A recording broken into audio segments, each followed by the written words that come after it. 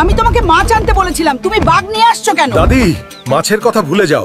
বাঘের মাংস খুব সুস্বাদু, চলো এটা রান্না করি। হাল্ক ভাই, গ্রামে একটা বিশাল সাপ এসছে, তুমি তাড়াতাড়ি না গেলে সবাইকে খেয়ে ফেলবে। চলুন, আজ আমি ওই সাপের শেষ দেখে নেব। আজ তোমাকে ওই সাপটাকে মারতেই হবে। চিন্তা করো না নানি, আমি আজ ওকে একটা শিক্ষা দেব। ভয় পেও না। আমি আজ এই সাপকে একটা শিক্ষা দেব।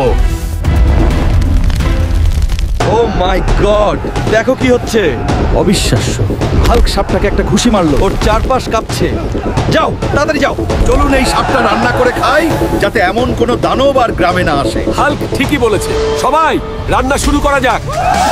যতদিন হাল্ক আমাদের সাথে আছে, যতই বড় সাপ আসুক না কেন, আমরা রান্না করে খাবোই। আমি হাল্ক আপনার জন্য প্রার্থনা করছি, এই ভিডিওটি লাইক করুন, এই চ্যানেলটি সাবস্ক্রাইব করুন। আপনার ইচ্ছা 2 দিনের মধ্যে পূরণ হবে। হাল্ক সব সময় আপনার সাথে আছে।